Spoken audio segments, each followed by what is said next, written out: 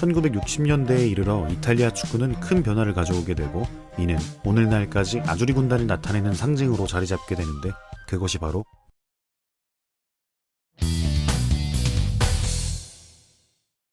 경기에서 승리하기 위해 반드시 갖추어야 할 핵심 요소는 바로 전술입니다.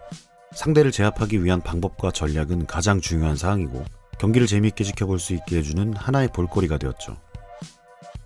당연히 팀의 감독이 전술을 짜게 되는데 재미있는 것은 주로 약한 팀이 강한 팀을 상대로 할 때 빛을 발하는 전술이 많이 있습니다.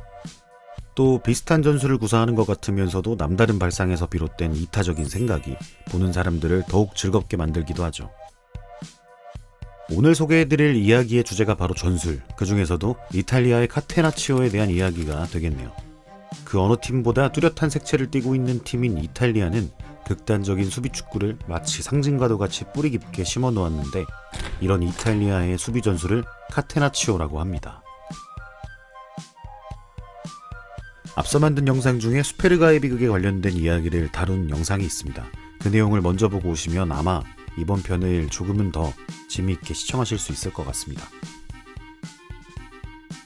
1949년 세계 최강이었던 이탈리아의 선수들을 사라지게 한 수페르가의 비극이 그들의 시간을 멈추게 했지만 다른 나라들은 계속해서 달려나가기 바빴죠. 20년에 가까운 과도기는 쉽사리 회복되지 못하고 그들을 너무나 뒤처지게 만들었습니다. 가까웠던 과거의 영광이나 명예를 다시 찾기란 매우 어려운 일이었죠. 후퇴된 이탈리아는 많은 수모를 맛보았지만 그렇게 속절없이 흘러가는 시간 속에서도 그들은 다시금 비상하기 위한 준비의 끈은 놓지 않고 있었죠. 1960년대에 이르러 이탈리아 축구는 큰 변화를 가져오게 되고 이는 오늘날까지 아주리 군단을 나타내는 상징으로 자리 잡게 되는데 그것이 바로 카테나치오였습니다.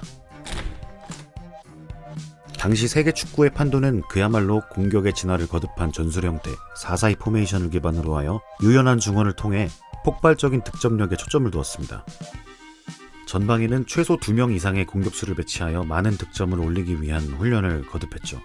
때에 따라서는 최전방 원톱을 세워두고 다른 한 명의 공격수는 공간을 좌우로 폭넓게 움직이고 다소 뒤쪽에서의 공격도 전담하는 그림자 스트라이커까지 감독들은 제각각 수많은 형태의 공격 전술을 들고 경기에 임했습니다. 그렇게 모든 팀들이 전방에 무게를 두고 어떻게 하면 골을 많이 넣을 수 있을까에 대한 생각만 할 때 네레오 로코라는 감독이 등장하여 독특한 전술을 사용하게 됩니다. 물론 축구는 득점을 해야만 이기는 경기이기도 하지만 반대로 우리가 실점을 하지 않아도 이길 수 있다는 다소 단순한 역발상을 하게 되었고 많은 감독들이 전방 위주의 경기 운영을 위한 생각에 잠겨있을 때 로코 감독은 최후방에 있는 수비수들을 기반으로 한 극단적인 수비 전술을 펼쳐내기 시작했죠.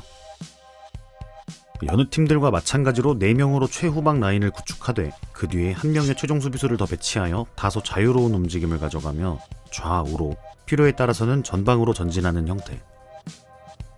즉 로코 감독의 축구에 있어서 핵심과도 같은 포지션을 두게 되었죠. 이탈리아어로 자유를 뜻하는 우리가 익히 잘 알고 있는 리베로라고 불리우는 포지션입니다.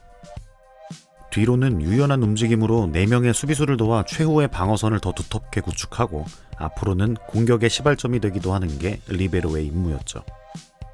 4명의 수비수 뒤로 다른 또 한 명의 수비수가 양옆으로 움직이며 상대의 공격을 마치 빗자루로 쓸어담는 것처럼 보인다 혹은 자물쇠가 여닫히듯 보인다 하여 카테나치오라는 명칭이 붙게 되었고 이런 실리적인 축구를 구사하는 로코 감독의 전술은 이탈리아 전역으로 조금씩 퍼져나가게 되었습니다.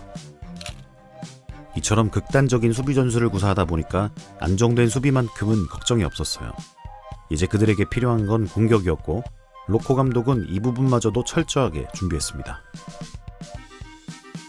당시 이탈리아의 명문 AC밀란에서 활약하던 지아니 리베라가 바로 로코 감독 체제에서 공격의 선봉장 역할을 맡게 되었죠.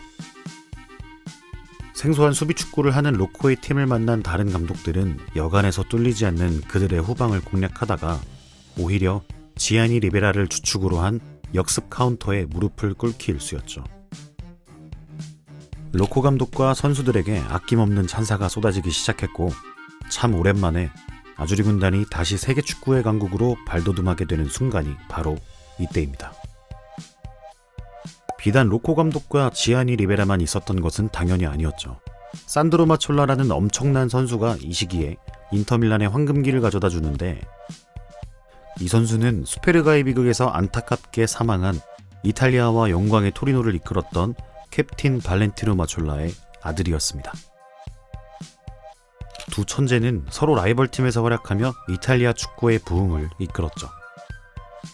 이후로 이탈리아는 다시 메이저 대회의 모습을 내보이며 왕의 귀환을 세계에 알렸고, 오늘날까지 빼놓을 수 없는 우승 후보로 자리매김하게 되었죠.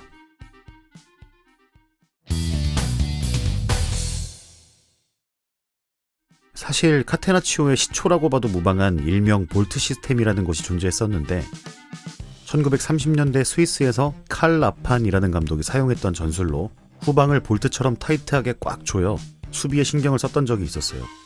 이에 영감을 얻은 로코 감독은 자신의 철학을 덧입혀 지금의 카테나치오를 탄생시켰던 것이죠. 주류적인 사고를 뒤집고 현재에 이르러 결국 하나의 상징으로 뿌리내리게 된 이탈리아의 카테나치오. 남들이 앞만 볼 때 뒤를 돌아봤던 로코의 역발상이 전술의 흐름마저 변화하게 한 것이죠.